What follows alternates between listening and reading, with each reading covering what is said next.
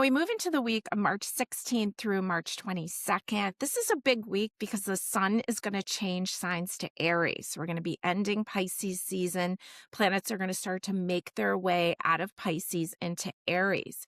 This is a new moon week. This is Ostara. This is the spring equinox, and Mercury is going to go direct. So this is hold on to your hat kind of week. Okay, so Monday the 16th, we start with the moon in the sign of Aquarius until 7:16 at night Eastern Standard Time, when the moon moves into the watery sign of Pisces, because we're making our way to a Pisces new moon. Now, it's going to be emotional. Just know it. Don't take it personally. You're going to feel your own emotions. You may feel the pain of the world. Make sure that you're clearing yourself properly. A great way to clear yourself this week, especially, is the use of water. Baths, long showers, all that kind of stuff.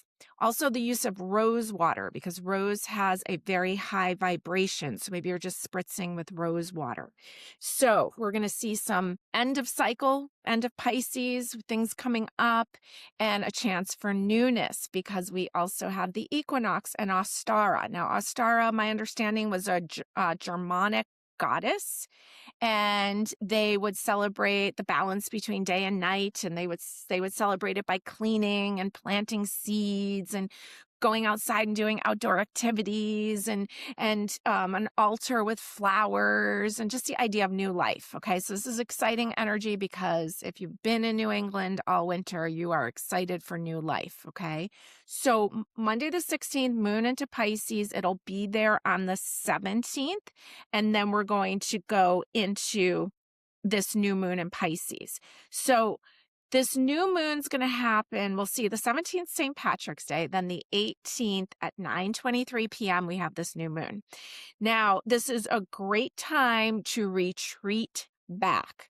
Venus is going to be square Jupiter that day. And so let's start with that. Venus square Jupiter, not a great time to show off. Okay. Not a great time to show off your success and your luck. So maybe keep that a little bit quieter to yourself. And then also on the 18th, we have the sun sextile Uranus. So we can have amends can be made. There can be a calm. If we've been fighting with someone, there could be a break to that.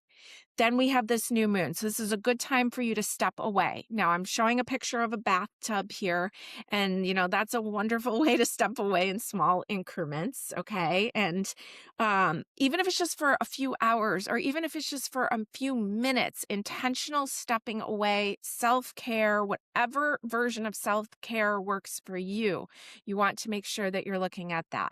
This is the last new moon of the cycle, right? Because we just are going into this fresh cycle. The astrology, the zodiac year starts when the sun moves into Aries on the 20th.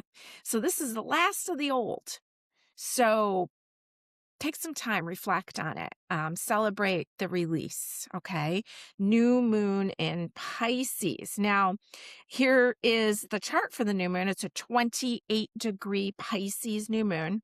So remember, we have a lot of other planets hanging out in Pisces. We still have Mars hanging out in Pisces. We have Mercury hanging out in Pisces. And because the new moon is at 28 degrees, it's considered conjunct together with Neptune and Saturn over there in the early degrees of Aries. So there's still a lot of Neptune activity. It's like Pisces again, times a million. It's together with its ruling planet. And then Saturn is there. So we've got things about karmic healing, release. We've got Saturn there bringing us into the reality. We can take our creative projects and bring them into reality. And we're getting to the end of this Mercury retrograde. So we're really kind of reassessing everything. Remember to make your moon water for the new moon. And on Thursday, the 19th, the moon continues into the sign of Pisces until 12:03 a.m. when it moves into Aries. The moon's going to be together with Venus and interesting times. We're going to be launching this month also. I do a lot of tea and tarot groups in Kent for local people to come together and do some readings together. This month, I'm launching it virtually. So it's going to be a great way to come together, to join together, to talk about how to take advantage of this new moon. Go over to tarotin.time.com. I'm going to put a link below also. Now, the 20th, Sun moves into Aries, 10:46 a.m. Raise your sights to the future. Aries is all about like, what are we doing next? It's so 3 of Wands in the tarot deck, right? Looking out, what's coming in next? Where are we going? Where do we want to be going? Now, Mercury goes direct at 3:33 p.m. Eastern Standard Time. I love that, although it remains in its shadow period until 4:19. Relief at last from all that's been happening since 2/11. So if you've been having electronic problems, remember, Mercury rules all the electronics and the delivery of information. It rules merchants. What else does it rule? Roadways, pathways, so travel. If things have gotten wacky, there's going to be relief. Now, if you really can't wait to make major decisions, at least let Mercury get out of retrograde on Friday the 20th. But I do advise you that any time after 4/19 is ideal for major decisions, major purchases. Now we move into basically a Taurus weekend, because the moon moves into Taurus early on Saturday the 21st. And Taurus is such a beautiful Venus-ruled sign, so enjoy that grounded energy. And it's a great time to go shopping. Come shop with us in Kent, Connecticut, or on our online store. We have lots of goodies. We're such a metaphysical boutique, I've been calling us lately. Now, Mars is going to trine Jupiter. So Mars is hanging out in the water sign of Pisces. Jupiter is in the sign of Cancer. It just went direct. And so there's great energy to, Jupiter's going to make everything bigger. There's going to be a lot of creative energy. There may be a lot of emotions coming up to the surface. It's a great time to create beauty, to create art. Okay. Great to work on your projects. Great time to make your house look beautiful. Great time to, have people over for a beautiful meal, those kind of things, okay?